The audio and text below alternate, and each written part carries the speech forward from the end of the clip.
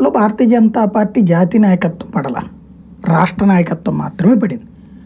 Bharatiya Janata party జాతీయ నాయకత్వంలో అక్కడక్కడ ఒకళ్ళిద్దరు మాట్లాడారు, అది కూడా అడిగిన ప్రశ్నకి సమాధానంగా. వాళ్ళుగా ప్రెస్ కాన్ఫరెన్స్ పెట్టి ఈ అంశం మీద ఇన్వాల్వ్ కావాలి. ఎందుకు అంటే అది హిందూ ధర్మ పరిరక్షణ కోరుకునేటటువంటి సంస్థ. హిందువుల మనోభావాలు గాయపడాలనేది కోరుకోదు. రెండవది, ఈ రిపోర్ట్ చూడగానే అర్థమవుతుంది కదా వాళ్ళకి, గుజరాత్లో చేయించారు అన్నటువంటి పాయింట్ని బేస్ చేసుకుని దాన్ని మొత్తం బీజేపీకి అంటగట్టడానికి కుదరనివ్వకుండా వాళ్ళు జాగ్రత్త పడ్డారు. అంటే నిజంగా ఒకటి సార్ చిన్నది, నిజంగా హిందువుల మనోభావాలు గాయపడ్డాయని భారతీయ జనతా పార్టీ ఫీల్ అయితే ఎంత సైలెంట్ గా ఉంటుందా? నేను అనేది అదే, హిందువుల మనోభావాలు గాయపడే విధమైనటువంటి ప్రకటన చంద్రబాబు చేశారు. అవును, దానికి బీజేపీ ఎండార్స్ చేయలే ఇక్కడ. ఎందుకని? అమిత్ షా ప్రధానమంత్రులు మాట్లాడేది ఎప్పుడు వేగ్గా మాట్లాడరు. వాళ్ళు రాజ్యాంగబద్ధ పదవుల్లో ఉన్నారు.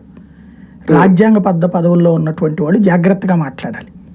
ఇందులో కొంతమంది ఏదైతే క్యాజువల్గా అడిగినప్పుడు సమాధానాలు చెప్పారు ఒకళ్ళిద్దరు మంత్రులు తప్పించి మిగతా వాళ్ళు జాగ్రత్తగా ఉన్నారు. ఎందుకని?